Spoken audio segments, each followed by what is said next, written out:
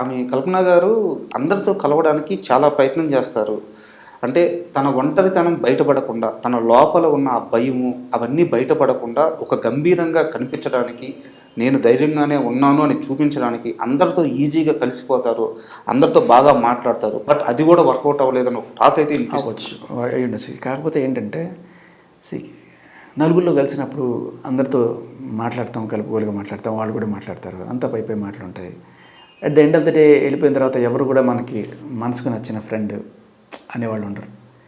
At least family, సరే industry వదిలేసింది, family కూడా లేదనుకున్నాం, ఒక మంచి ఫ్రెండ్ కలిసి ఎవరైనా అబ్బాయి కానీ అమ్మాయి కానీ ఎవరో ఒకరు, ఎస్, అట్లీస్ట్ ఒక మంచి గోల్, ఇవి రెండూ లేకపోతే తొందరగా ముసలాళ్ళు అయిపోతారు, తొందరగా వెళ్ళిపోతారు.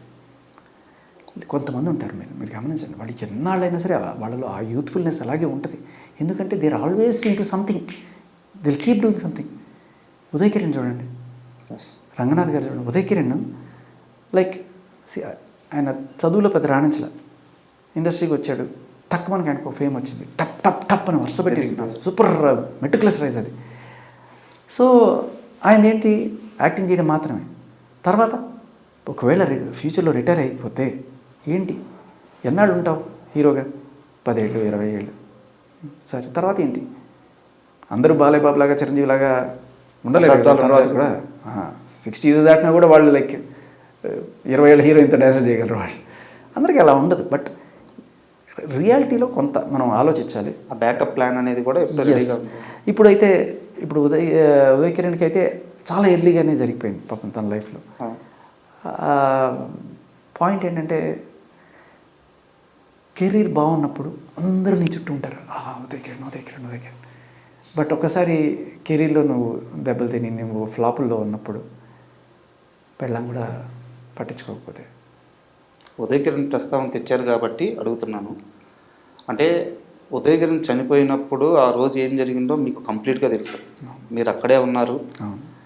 అయితే ఆ రోజు కానీ ఉదయ్ కిరణ్ పక్కన ఎవరైనా ఒక్కరుండుంటే, ఖచ్చితంగా ఆ క్షణం తప్పించుంటే.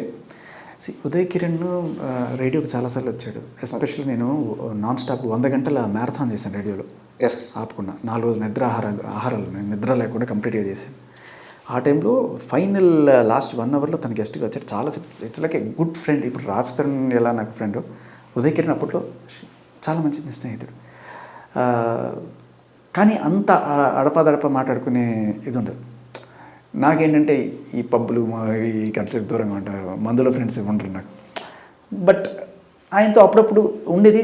ఏంటి పరిస్థితి అప్డేట్లు. తర్వాత జెమినీ మ్యూజిక్లో కూడా విజయం చేసేప్పుడు చాలాసార్లు ఇంటర్వ్యూలు మీరు చేసినట్టే నేను అలా సేమ్ ఇదే ప్లేస్లో దగ్గర కూర్చోబెట్టి శ్రీరామ్ తర్వాత 2-3 సినిమాలు కూడా చేశాను. తర్వాత తమిళ్లోకి వెళ్ళాడు ఆయన, అదృష్టం ప్రేక్షకుడు కూడా. బట్ ఏం చేసినా కూడా దానికి ఒక బ్యాడ్ టైం అనేది ఉంటుంది. బ్యాడ్ టైం దాటి గుడ్ టైం వస్తుంది. ఆ టైంలో ఒక మంచి స్నేహితుడు ఖచ్చితంగా ఉండుంటే మీరు చెప్పినట్టు ఆయన బతికేసి ఉండేవాడు. ఒక్కరోజు ఆ రాత్రి ఒక గంట ఆ చెడు నిర్ణయం తీసుకునేటప్పటికి. అండ్ చెడు సావాసాలు, చెడు సావాసం అంటే ఫ్రెండ్స్ అని కాదు, మందు సిగరెట్లు ఇంకా మాదక ద్రవ్యాలు, ఆయనని కాదు మామూలుగా జనరల్గా ఎప్పుడైతే ఇవి తీసుకుంటాం ఒకసారి ఆ హై లోపల నుంచి వెళ్ళిపోయినప్పుడు సడన్గా డిప్రెషన్ వచ్చేస్తుంది. ఏంటి జీవితం ఎందుకని చెప్పి. సో అది కూడా చాలా డేంజరస్. అది ఆయన మందుకి దూరంగా ఉండడం వల్ల కూడా కాస్త బెటర్ అయ్యేదేమో. కానీ అలా ఈ చేత్తో మోసే ఆయన. అదే ఆ రోజు కనీసం భార్య కూడా చూడడానికి రాలేదంటే చాలా బాధ వేస్తుంది. కాస్త చెప్తారు. అనాథ సేవన్లాగా అక్కడ నిమ్స్ హాస్పిటల్లో పంచగుట్టలో అలా ఉంటే టీవీల్లో న్యూస్ చూసి ఎక్కడెక్కడో వాళ్ళు, అంటే నాకు తెలిసి నేను అప్పుడే ఫస్ట్ వెళ్ళిపోయాను.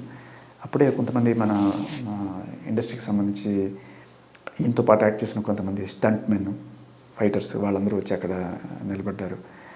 ఏం జరుగుతుంది, ఇంకా బాడీ లోపల ఉంది, వాళ్ళు ఎవరన్నా వస్తే కానీ చేయలేరు, వాళ్ళు ఎవరు లేరు, వాళ్ళ అక్క యెమెన్లోనూ సౌదీలోనూ ఎక్కడో ఉన్నారు. కట్టుకున్న భార్య అయితే కనీసం కూర్చోలేదు. ఇంకా తర్వాత టీవీలో ఎక్కడ పట్టినా ఆయన న్యూస్ వేయడం, నీ స్నేహం ఇక రాదు అని. ఏం కానీ అది కూడా హాస్పిటల్ సీన్ వేస్తే ఇంకా నిజంగానే జనాల్లో కట్టలు తెంచుకుంది. పరిగెత్తుకొని వచ్చారు, 100 మంది వచ్చారు. నిమ్స్ హాస్పిటల్ మొత్తం నిండిపోయింది. అక్కడ తర్వాత సరే అక్కడ ఉన్న ఆడవాళ్ళు వచ్చారు, 50 ఏళ్ళు 60 ఏళ్ళ వాళ్ళు వచ్చారు, తుమ్మెత్తి పోసారు. ఏం పెళ్ళాం, కనీసం మొగుడు చచ్చిపోతే ఆఖరి చూపు కూడా రాని పెళ్ళాం, ఏం అది ఇదని తీసుకున్నారు. సరే తర్వాత హెచ్ఓడి మా ఫ్రెండ్ వాళ్ళ ఫాదర్.